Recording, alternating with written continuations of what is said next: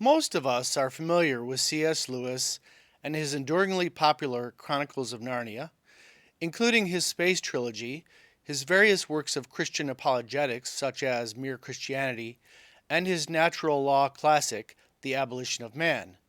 But only a small fraction of Lewis's readers are aware that Lewis, for all his personal distaste for politics, fits soundly within the classical liberal and libertarian tradition of limited government and individual freedom.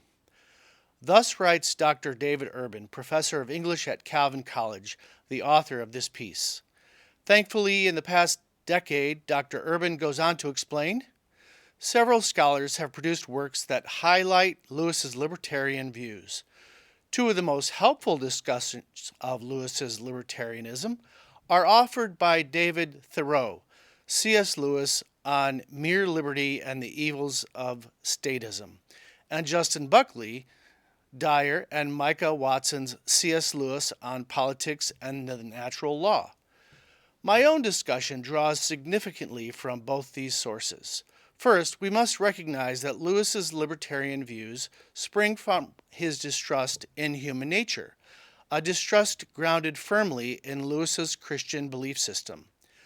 This is specifically true regarding the doctrine of humanity's fall and enduring sinfulness.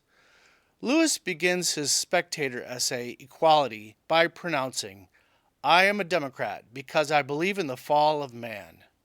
He specifically contrasts his philosophical motivations for democracy, as opposed to monarchy, with people like Rousseau, who believed in democracy because they thought mankind so wise and good that everyone deserved a share in the government. Rather, Lewis argues, the real reason for democracy is just the reverse. Mankind is so fallen that no man can be trusted with unchecked power over his fellows. Aristotle said that some people were only fit to be slaves. I do not contradict him, but I reject slavery because I see no men fit to be masters. Significantly, Lewis explicitly includes himself among the unworthy would-be rulers. He writes, "I don't deserve a share in governing a henhouse, much less a nation." Lewis also believed that fallen human nature could undermine democracy. In Screwtape Proposes a Toast, Lewis specifically cautions against democracy's tendency to foster envy and punish individual achievement. Lewis believed that because humanity was corrupted by sin, it was a grave mistake to consolidate too much power into one person or a small group. In this sense, Lewis's concerns resemble those which motivated James Madison in Federalist 51 to argue for the separation of governments and powers. Because of human nature, writes Madison, men are not angels, and therefore ambition must be made to counteract ambition. Similarly, Lewis's understanding of how corrupted human nature necessarily corrupts government leaders resembles that of Frederick Bastiat, who writes in The Law, "If the natural tendencies of mankind are so bad that it is not safe to permit people to be free, how is it that the tendencies of these organizers are always good? Do not the legislators and their appointed agents also belong to the human race? Or do they believe that they themselves are made of a finer clay than the rest of mankind?" Lewis's firm belief in human moral imperfection was a central aspect of his overall adherence to the natural law tradition, which holds that human conduct should be based on a set of unchanging moral principles. As Dyer and Watson observe, and as Lewis's English literature of the 16th century demonstrates, one great natural law influence of Lewis was the Anglican clergyman Richard Hooker. But Dyer and Watson also stress Lewis's indebtedness to John Locke, whose classical liberalism stood in contrast to Thomas Hobbes' statist solution for resolving civil strife. Dyer and Watson wrote that Locke's project was to limit government to the protection of individual natural rights. They note that Locke explicitly tied this belief to Hooker's natural law teachings, even as they observe that Locke, unlike many in the classical natural law tradition, de-emphasized government's perfecting role. Reflecting Locke's influence, Lewis's own writings display a belief in limited government and a distrust of government-enforced morality. A distrust grounded in Lewis's conviction regarding fallen humanity. In particular, Lewis was distrustful of theocracy and its abuses wrought by sanctimonious self-justifications. In his posthumously discovered A Reply to Professor Haldane, Lewis writes, "I believe that no man or group of men is good enough to be trusted with uncontrolled power over others. And the higher the pretensions of such power, the more dangerous I think it to the rulers and to the subjects. Hence, theocracy is the worst of all governments. The inquisitor who makes his own cruelty and lust of power and fear for the voices of heaven will torment us infinitely, because he torments us with the approval of his own conscience, and his better impulses appear to him as temptations." But Lewis's fear of theocracy was exceeded by his fear of a moralistic scientific technocracy, a system Lewis believed a much greater threat to his day and age. In his 1959 letter to Chicago newspaperman Dan Tucker, Lewis writes, "I dread government in the name of science. That is how most tyrannies come in.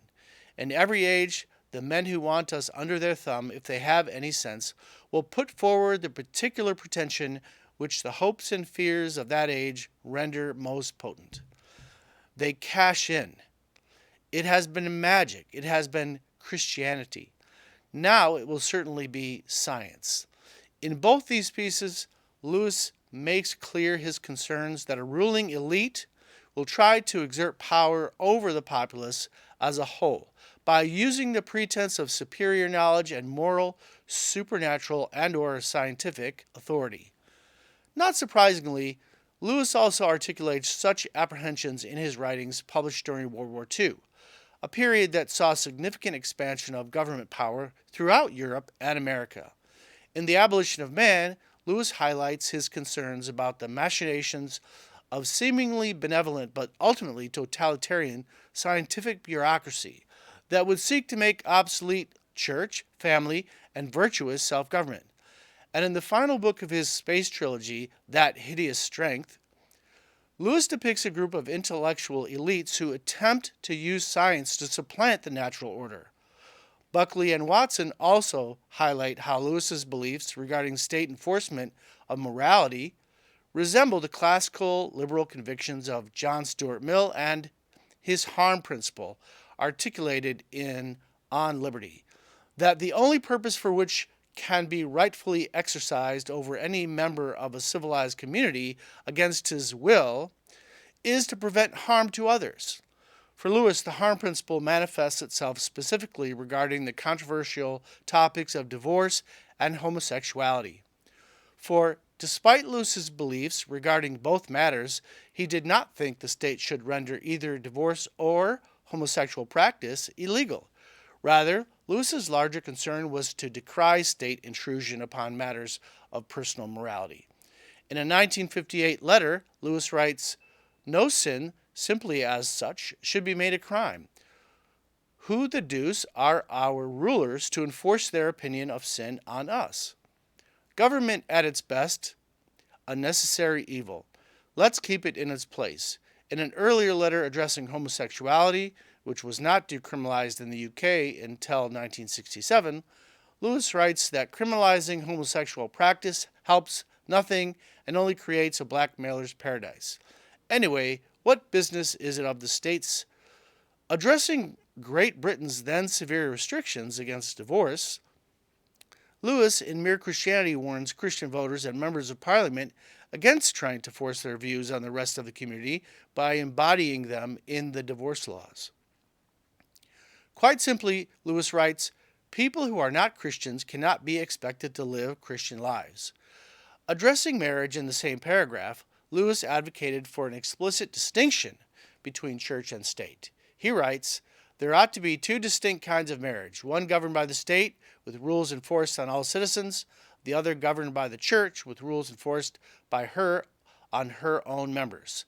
The distinction ought to be quite sharp so that a man knows which couples are married in a Christian sense and which are not." In light of Lewis's statement on these matters, certain scholars have speculated where Lewis would stand on the contemporary matter of same-sex marriage. Norman Horn suggests that Lewis would propose an approach to same-sex marriage that would emphasize freedom of association and would reflect the distinction between church and state that he made in Mere Christianity. With this distinction in mind, we may suggest that Lewis's objections regarding same-sex marriage would be more directed toward the practices of Christian churches than state legalization. At the same time, in light of Dyer and Watson's observation that, for Lewis, the first purpose of limited government is to safeguard the sanctity of the church, we may also surmise that Lewis would oppose any government mandate that would penalize churches or individual Christians that would refuse to participate in same-sex marriage ceremonies. For Lewis, any such mandate would be another manifestation of the state tyrannically enforcing morality and violating its appropriate limits. From the Locke and Lewis Society for the Integration of Faith and Reason at the University of Michigan, Dearborn, we thank Dr. Urban for this insightful article.